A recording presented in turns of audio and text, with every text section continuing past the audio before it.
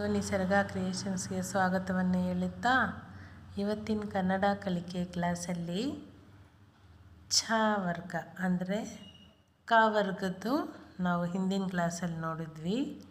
ಈಗ ಚ ವರ್ಗದ ಗುಣಿತಾಕ್ಷರಗಳನ್ನು ನೋಡೋಣ. ಚ ವರ್ಗದ ಗುಣಿತಾಕ್ಷರಗಳು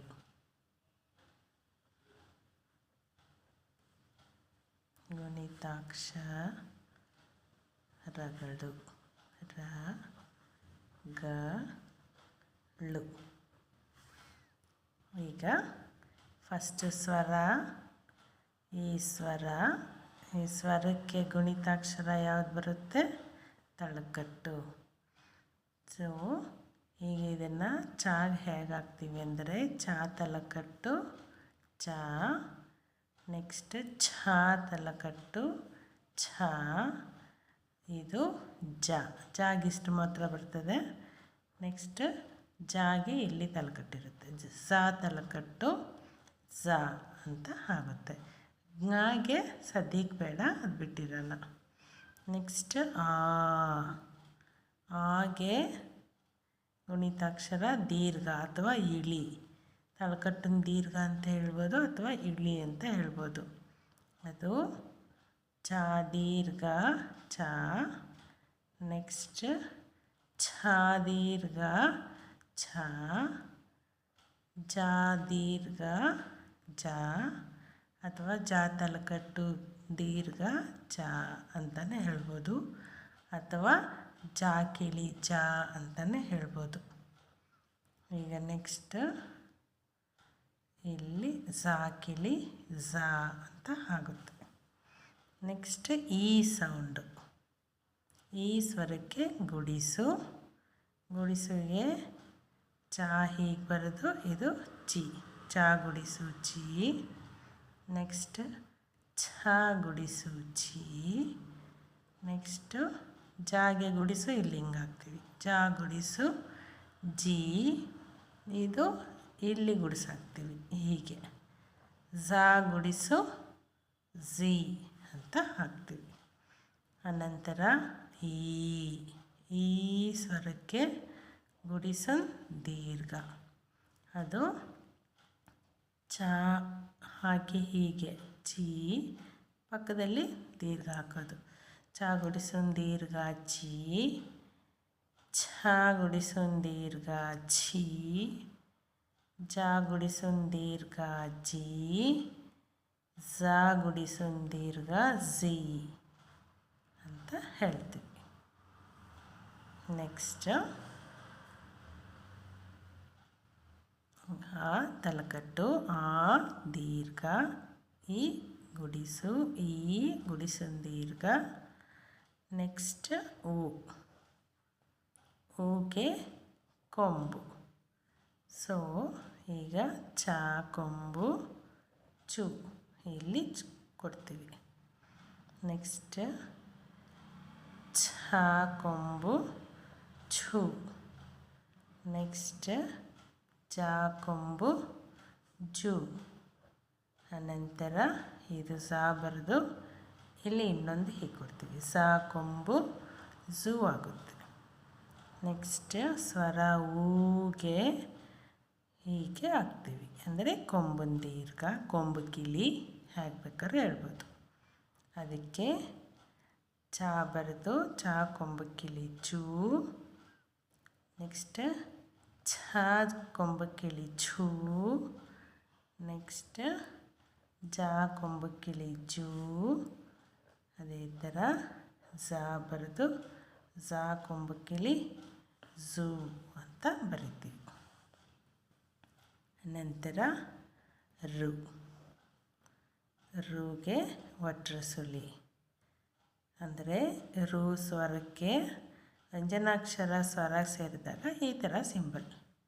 ಅದಕ್ಕೆ ಚಾಗೆ ಒಟ್ರ ಸುಳಿ ಜ್ರು, ಛಾಗೆ ಒಟ್ರ ಸುಳಿ ಜ್ರು, ಜಾಗೆ ಒಟ್ರ ಸುಳಿ ಜ್ರು.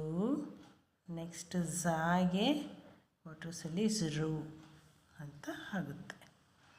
ನೆಕ್ಸ್ಟ್ ಎ ಸ್ವರಕ್ಕೆ ಏತ್ವ ಹೀಗೆ, ಅದು ಚಾಗೆ ಏತ್ವ ಚೇ, ಛಾಗೆ ಏತ್ವ ಛೇ. ಇಲ್ಲಿ ಒಕ್ಲಾಸ್ ಕೊಡೋದು ಮರಿಬಾರ್ದು ಛಾಗೆ. ಅದು ಒಕ್ಲಾಸ್ ಕೊಡೋದು ಬಿಟ್ವಿ ಅಂದರೆ ವಾ ಆಗಿಬಿಡುತ್ತೆ, ಅದರಿಂದ ಕೇರ್ಫುಲ್ಲಾಗಿ ಬರೀಬೇಕು. ಜಾಗೆ ಹೀಗೆ ಜಾ ಬರೀತೀವಲ್ಲ, ಇಲ್ಲಿ ಏತ್ವ ಜಾಗೇತ್ವ ಜೇ. ಝಾಗೆ ಇಲ್ಲೇ ಏತ್ವ ಕೊಡ್ತೀವಿ, ಝಾಗೇತ್ವ ಝೇ. ನೆಕ್ಸ್ಟ್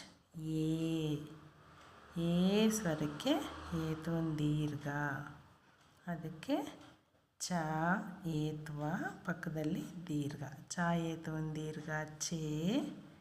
ನೆಕ್ಸ್ಟ್ ಛ ಏತು ದೀರ್ಘ ಛೇ.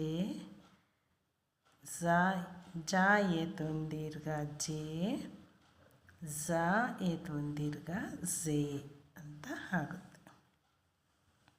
ನೆಕ್ಸ್ಟ್ ಎ ಆದಮೇಲೆ ಐಗೆ ಏತ್ವ ಕೊಟ್ಟು ಕೆಳಗಡೆ ಅರ್ಧ ಈ ಥರ ಹೀಗಾಗ್ತೀವಿ. ಈಗ ಛ ಏತ್ವ ಕೊಟ್ಟು ಕೆಳಗಡೆ ಹಿಂಗೆ ಚೈ, ಚ ಕೈತ್ವ ಚೈ. ನೆಕ್ಸ್ಟ್ ಛ ಕೈತ್ವ ಛೈ. ನೆಕ್ಸ್ಟ್ ಜ ಕೈತ್ವ ಜೈ. ಅನಂತರ ಝ ಕೈತ್ವ ಝೈ ಅಂತ ಆಗುತ್ತೆ. ಸೊ ಐ ಆದಮೇಲೆ ಓಕೆ ಏತ್ವ ಕೊಂಬು ಕಿಳಿ ಕೊಟ್ವಿ ಅಂದರೆ ಓ ಸೌಂಡು ಬರುತ್ತೆ. ಅಂದರೆ ಚಾಗೆ ಏತ್ವ ಕೊಟ್ಟು ಕೊಂಬು ಕಿಳಿ ಕೊಟ್ಟರೆ ಚೋ. ಛಾಗೆ ಏತ್ವ ಕೊಂಬು ಕಿಳಿ ಕೊಟ್ಟರೆ ಛೋ. ಜಾಗೆ ಏತ್ವ ಕೊಂಬು ಕಿಳಿ ಕೊಟ್ಟರೆ ಜೋ. ಝಾಗೆ ಏತ್ವ ಕೊಂಬು ಕಿಳಿ ಕೊಟ್ಟರೆ ಝೋ ಆಗುತ್ತೆ.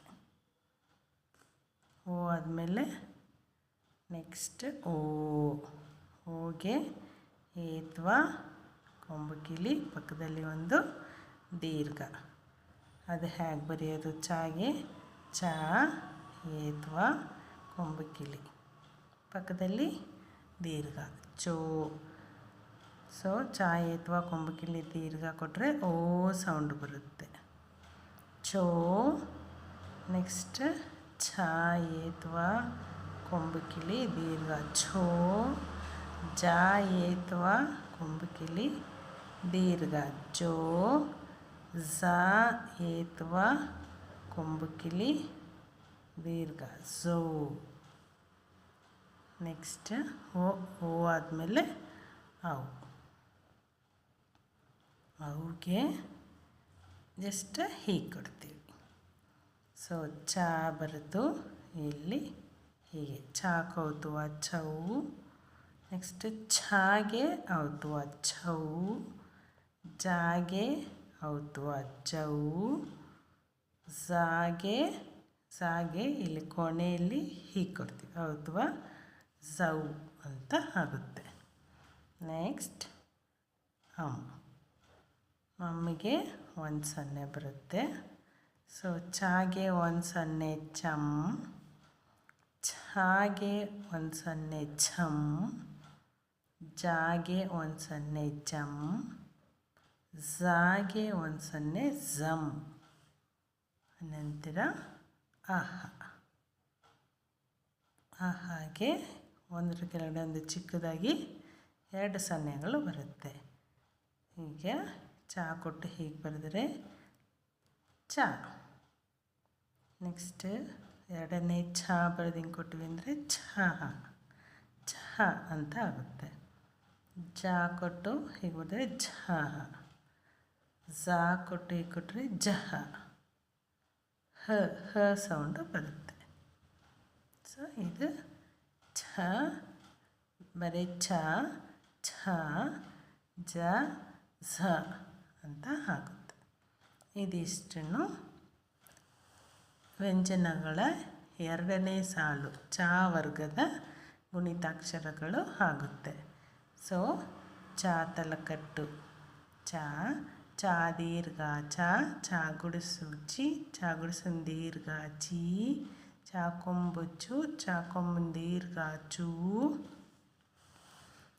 ಚಾಕೊಟ್ರು ಸುಲಿಚ್ರು ಚಾಕೇತ್ವಾಚೆ, ಚಾಕೇತ್ವನ್ ದೀರ್ಘ ಚೇ, ಚಾಕೈತ್ವಾಚೈ, ಚಾಕೋತ್ವಾಚೋ, ಚಾಕೋತ್ವನ್ ದೀರ್ಘ ಚೋ, ಚಾಕೌತ್ವಾಚೌ, ಚಾಕೊಂಡ್ ಸೊನ್ನೆ ಚಮ್, ಚಾಗೆರಡು ಸೊನ್ನೆ ಚಹ ಅಂತ ಹೇಳ್ತೀವಿ. ಅದೇ ಥರ ಇದೆಲ್ಲದಕ್ಕೂ ನಾವು ಹೇಳಿ ಪ್ರಾಕ್ಟೀಸ್ ಮಾಡಬೇಕು. ಬರೆಯೋದ್ರ ಜೊತೆಗೆ ಹೇಳಿಕೊಂಡು ಪ್ರಾಕ್ಟೀಸ್ ಮಾಡೋದು, ಈ ಅಕ್ಷರಗಳ ಉಚ್ಚಾರಣೆ ತುಂಬ ತುಂಬ ಇಂಪಾರ್ಟೆಂಟ್.